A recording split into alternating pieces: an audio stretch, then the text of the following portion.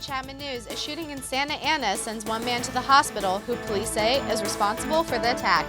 Plus, an armed suspect prompts a lockdown of 7 schools in Tustin. We'll tell you about the search that led to his arrest. And Orange County high schools are graduating at the top of their class.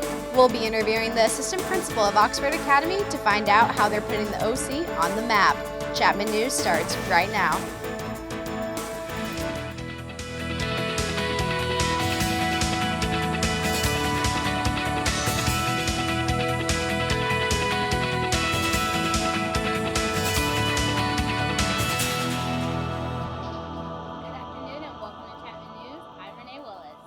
And I'm Megan Shin. Thanks for joining us. Santa Ana got a rude awakening at the start of this week. Natasha Martinez has more on the developing story. Shots being fired woke up this Santa Ana neighborhood early Monday morning. At 1:15 a.m., responding police officers found a 17-year-old boy wounded on the ground at the corner of West Hemlock and South Baker Street. Santa Ana PD's Corporal Anthony Bertagna says that investigators believe this was a gang-related incident. We bring in the gang detectives because they have expertise. If they figure out what gang the victim's from, then they can figure out from intelligence on the street who that particular gang's having problems with. The suspect, who has been described as a male Hispanic, drove up to the victim in a dark-colored SUV in an attempt to run him over. When that didn't work, he proceeded to fire multiple shots, 4 of which hit a nearby apartment, almost striking an elderly woman in her sleep. Santa Ana is home to about 1/3 of Orange County's 300 documented gangs, and in just one day, Bertagna reported that there were 3 separate shootings, all before sunrise. According to the Santa Ana Police Department, gang-related crime has gone down in the city. Now, the hardest part for investigators in a case like this is that victims are unlikely to cooperate, making it difficult for them to find what gangs are specifically involved. Reporting from Santa Ana, I'm Natasha Martinez, Chapman News. All injuries to the 17-year-old were not fatal and was taken to a local hospital for treatment. Thursday morning, 7 schools in the Tustin Unified School District were placed on a soft lockdown as a precaution after an officer-involved shooting. A police officer confronted a man identified as Henry Justin Herrera, who police say was walking with a sawed-off shotgun near an apartment complex. Herrera fled from officers after the shooting, which led to a search through the nearby apartments. He was eventually found and taken into custody by 2 p.m. Early yesterday morning, a man lost control of his minivan and crashed into an apartment complex in Garden Grove. Police say the 56-year-old driver appeared to have suffered from a heart attack before crashing into the complex, which caused the car and the building to catch fire. One of the residents, 22-year-old Jesus Dominguez, is being called a hero for pulling the driver from the burning minivan. The driver was transported to UC Irvine Medical Center and did not suffer any injuries, but is being kept on observation. Dominguez is being credited for saving the driver's life. A Santa Ana police school officer was caught on video for putting a 14-year-old boy in a chokehold. Eliva Fernandez jumped out of the car when she saw the officer sitting on top of the boy and started filming the arrest. Fernandez said the boy was screaming for help, and the officer told him not to move and wrapped his hand around the boy's throat. The bystander then tried to calm the boy down and told him in Spanish not to move. This is when the officer responded to Fernandez and said, quote, "Stop speaking Spanish." Santa Ana School Police Chief has declined to identify the officer or disclose his position status, but told us that the department is conducting a use of force investigation. Chapman celebrated the reaccreditation of the Arduous School of Business. All programs in the school earned 5 years of additional accreditation by the Association to Advance Collegiate Schools of Business. The AACSB is one of the most prestigious acknowledged bodies for business schools. It accredits less than 5% of all institutions. Today, the Arduous School of Business and Economics is listed within the 60 best undergraduate business schools. It has over 1,338 students. A piece of Chapman that promotes discussion about social issues was hit with a racist comment that affected many students. Located in the Student Union, the Global Citizens Wall gives students a chance to express their thoughts about different issues relating to current events each week. When a racist comment towards African Americans was found on the wall, Dean Jerry Price issued a letter on the university blog addressing the issue, saying, quote, "I am sad and disappointed that someone in our community would make such a racist comment and apologize to those who were hurt by it." The question on the wall was related to not having a woman president. However, if the question had mentioned race, if there are concerns about how the incident was handled, students are urged to contact Dean Price. Nobel Peace Prize laureate human rights activist and Holocaust survivor Elie Wiesel returned to Chapman this week. He attended lectures and events presented by the Rogers Center for Holocaust Education. While at Chapman, Wiesel has been meeting with students and faculty as well as guest speaking in various classes. Throughout the week, Wiesel has presented 4 conversation topics including why study, why write, why be just, and why believe. In my last teaching, why was I learning? I simply cannot imagine myself not being a learner. Wiesel first visited Chapman University in April 2005 when he took part in dedication ceremonies for the university's Holocaust Memorial Library. The Nobel Peace Prize winner accepted a 5-year appointment as a distinguished presidential fellow at Chapman. Wiesel will return later in the month for Chapman's annual evening on Holocaust remembrance. The Washington Post released its annual list of most academically challenging U.S. high schools. 2 Orange County high schools cracked the top 100 of the list. Oxford Academy in Cypress was the highest rank among the 2 schools, placing number 33 on the list out of more than 2,000 schools. Oxford Academy's assistant principal, Hilda Vasquez, is here with us. Hilda, thank you for being here. Good morning. Thank you for inviting me. Oxford has a challenging application process to get in. What do students have to do to show that they're granted permission or admission into your school? In order for a student to be in Oxford, they go through an application process, and in addition to that, they also have an admissions test that they have to take. We then take the top 25 students from the attendance area in AUHSD because Oxford Academy is a public school. Now that it's a public school, what challenges does Oxford face versus schools like Sage Hill, where they charge roughly around $31,000 per year for tuition? Well, funding is definitely an issue as a public school, but I think some of our biggest concerns as a school is that we're not a community school, so we're having to have students who are coming far away from our campus, so making the connections with the community is a priority, and that's definitely one of the challenges not being a community school. And funding, we do have a foundation that helps us support instructional materials. The U.S. falls lower each year on the list of global education.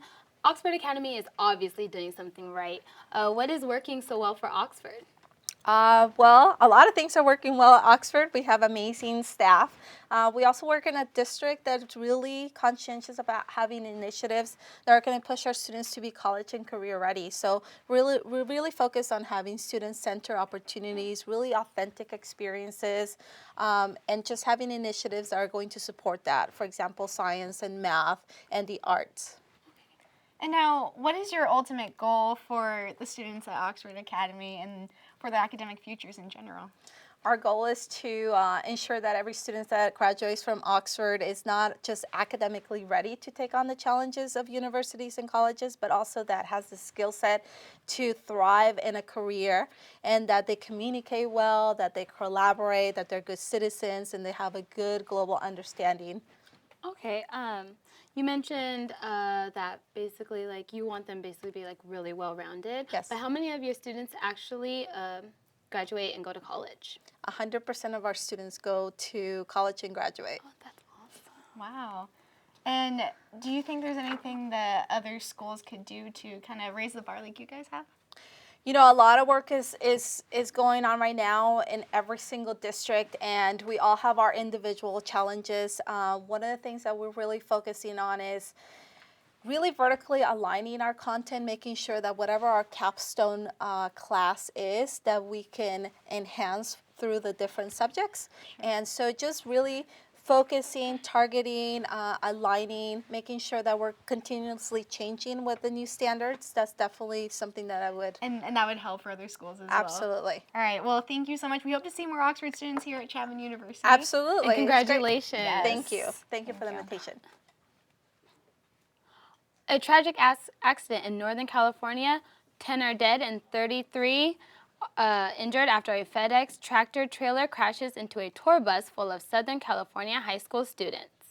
The students were on their way to an overnight college tour at Humboldt University when the FedEx truck crossed the median and collided with the bus.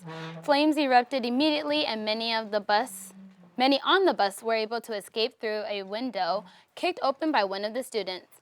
One of the 10 dead, one is confirmed to be a FedEx driver.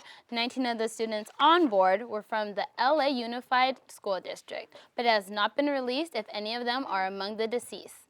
Our thoughts go out to the victims and their families. You may remember our report from last week about the death of Chapman student Sarah Flanagan. Sarah passed away over spring break due to complications from chronic health issues. Sarah was a member of Chapman's choir. Over the weekend, the Chapman Choir and University Singers showcased their spring concert at the Fish Interfaith Center. The students performed their spring concert in Sarah's memory. With this performance, we were trying to celebrate our friend who was in our choir. Really wanted to make sure that we kept a joyous celebration because that's how her personality was all the time.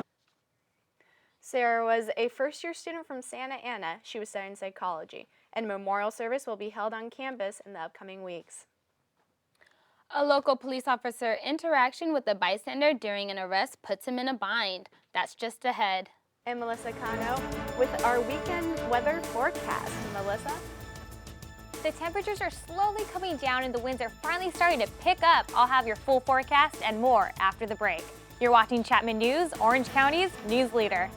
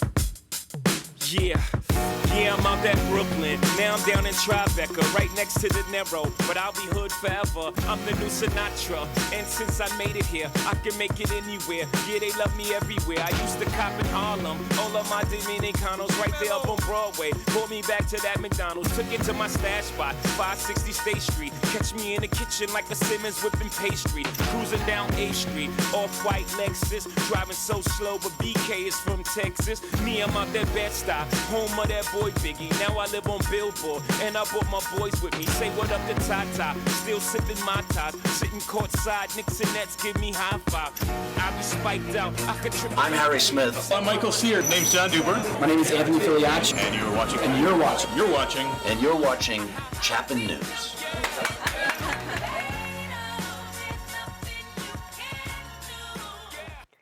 Welcome back. 3 Chapman graduates have joined forces to create a nonprofit group called Heels to Heal.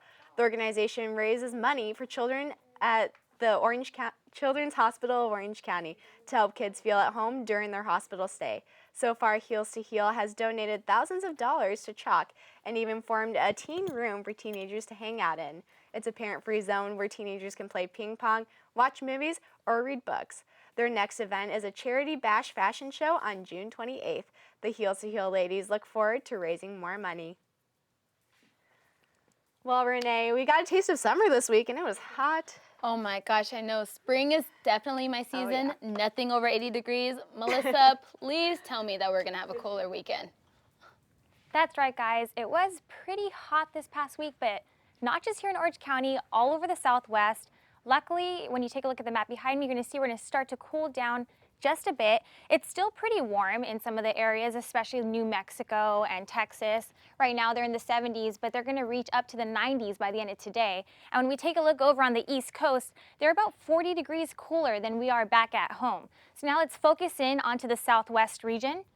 we're actually going to see the coolest temperatures in Colorado. We're going to see the highs in the mid-60s, and then when we move back to our coastline, it's about a 10 to 20 degree difference along the coast. There's going to be a lot of moisture coming in from the ocean. It's going to actually give us a counterclockwise kind of motion, and it's going to basically give us a lot of cloud coverage. And if we're lucky, we might actually get a slight drizzle tonight and early tomorrow morning.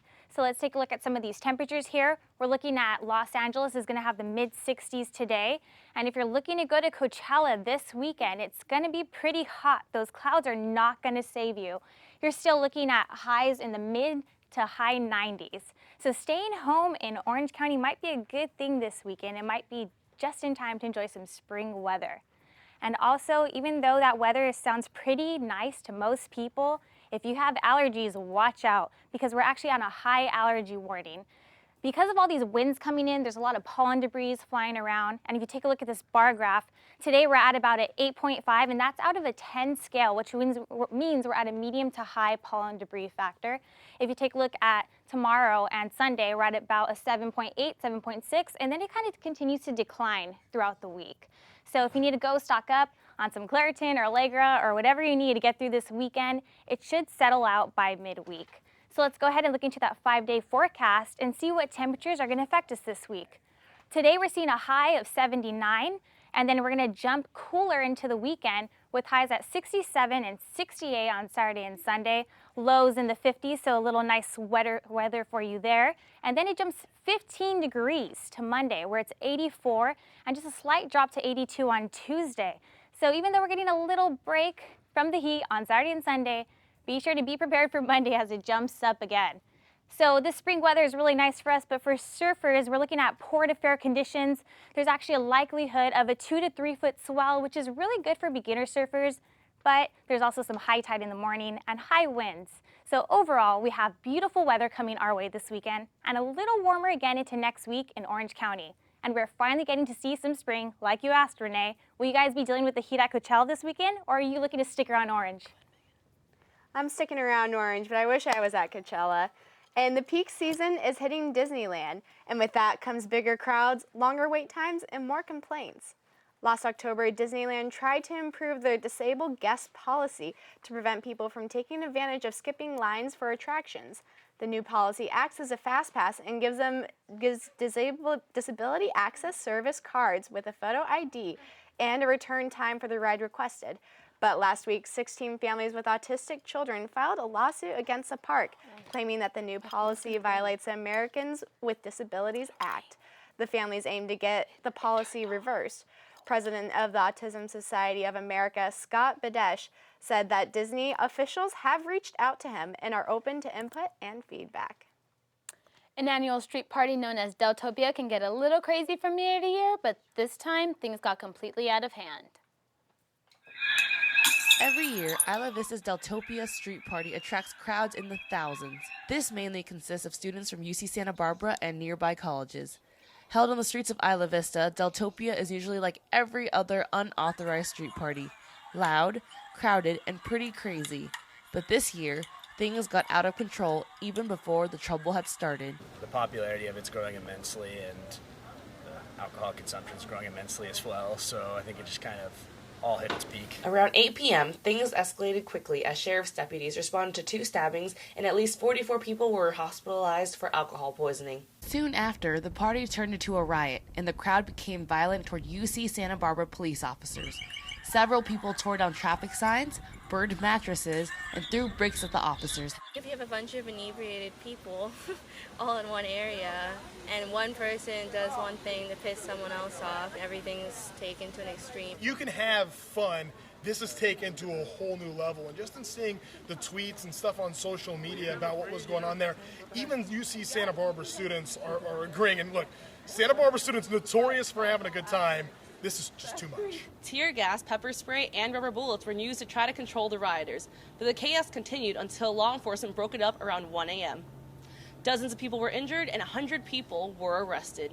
Reporting from the quiet streets of Orange, I'm Vivian Vu, Chapman News. Law enforcement has not yet confirmed on what will become of Deltopia in 2015. Today, hundreds of local residents are showing their support in the Orange County Victims' Right March and Rally. Our reporter, April Lynn Newman, is standing by. April? That's right. I'm here in Santa Ana at the Orange County Courthouse where the Victims' Rights March and Rally is going on and culminating just behind me. As you can see, there's hundreds of supporters here, including District Attorney Tony Rakakis.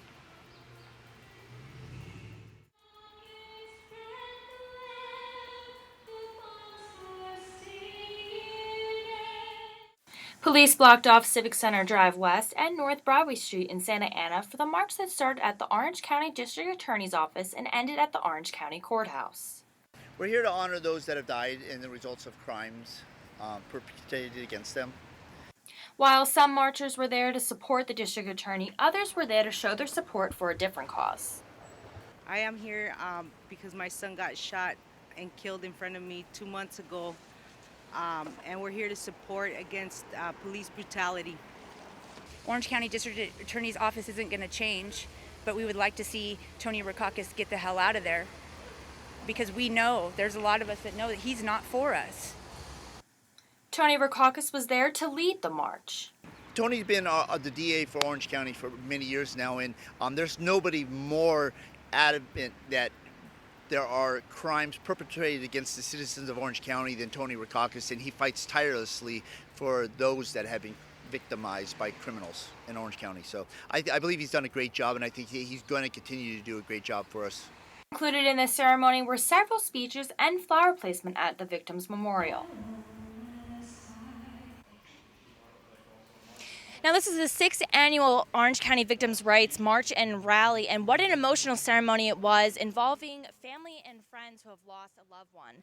Reporting from Santa Ana, I'm April Lynn Newman. Back to you guys in the studio. Thank you, April. Tomorrow, the public is invited to attend the unveiling of the design for the Orange County Crime Victims Monument. The winning design was selected from 59 entries submitted by designers across the globe. The program begins at 10 a.m. at Mason Regional Park in Irvine. Panther Aquatics is wrapping up, and locals finally have a professional football team to call their own. Mitch Eby has more on what's going on in the sports domain. Mitch?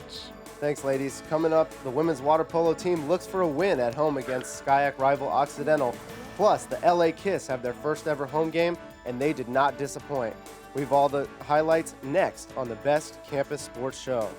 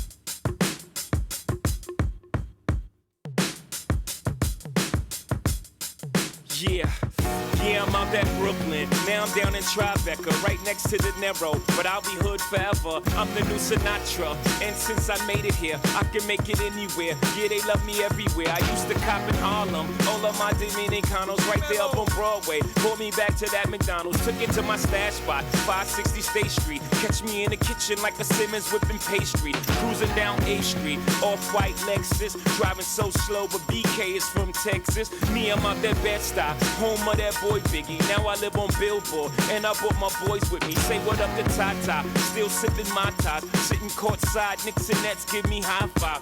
I be spiked out, I could trip. I'm Harry Smith. I'm Michael Seard. Name's John Dubert. My name is Anthony Filiacci. And you're watching. And you're watching. You're watching. And you're watching Chapman News.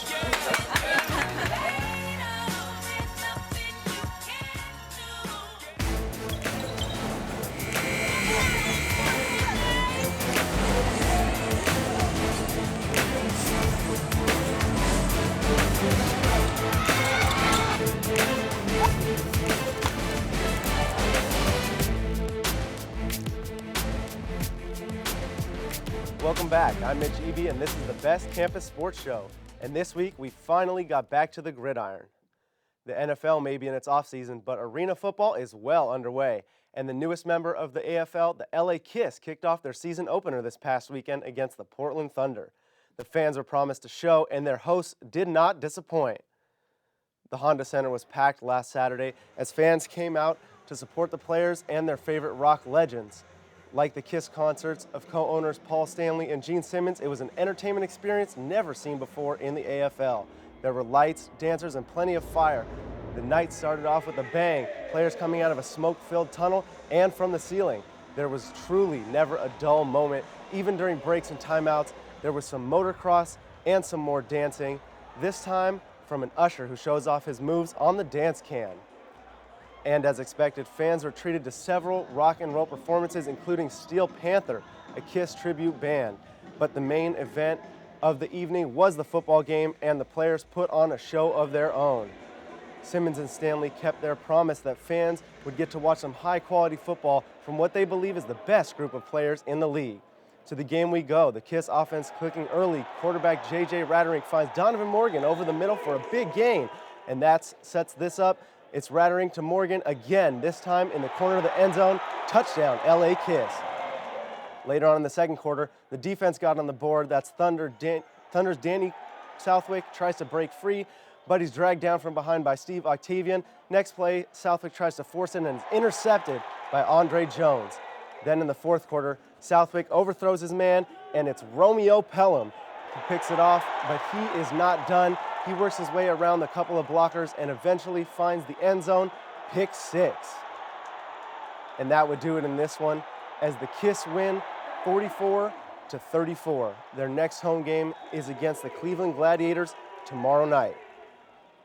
From the gridiron, we now move to the pool where women's water polo team squared off against Skyac rival Occidental Tigers this past Wednesday.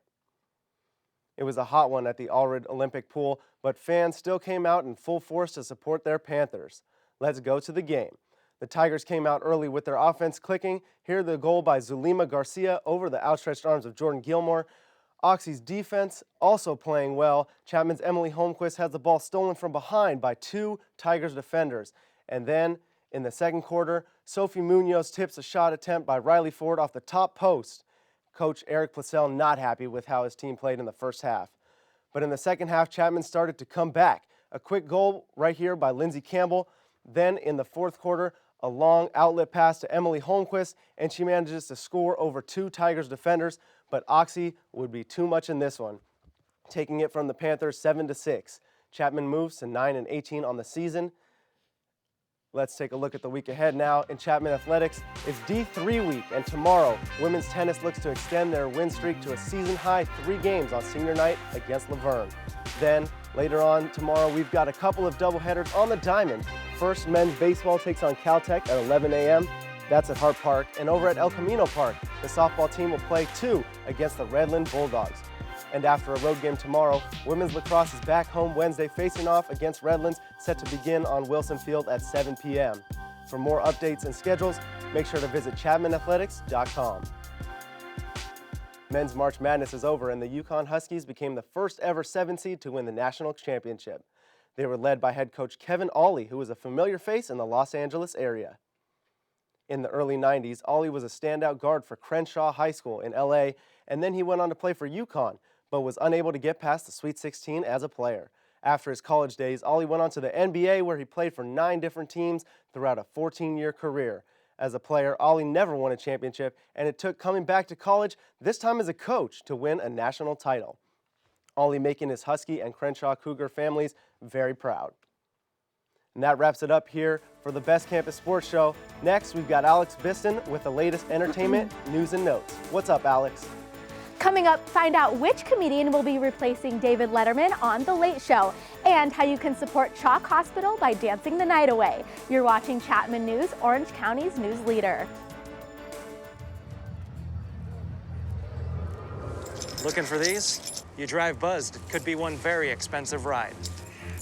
First, you gotta make bail. Then pay me to get your car back. Your insurance premiums will go through the roof. And my legal fees just keep adding up.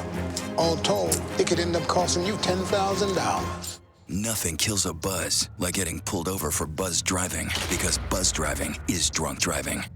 So, I got this new family, and I don't know what it is about this one, but she can't seem to put down that toy all day long. Tap, tap, tap, tap. Oh, and she even talks to it. She talks to that more than she talks to him. What's up, bro? Nice shirt. Who's she talking to? Her mom? She talks to her mom a lot. The next 30 seconds can save you a lot of money. Just do your laundry in cold and stick to full loads. Auto-sleep your computers. Plug your gadgets in a power strip and switch it off when you're done. Headed out? Turn back your thermostat by 10 degrees. And drive sensibly. The more energy you save, the more money you save. Find other great tips at energysaver.gov.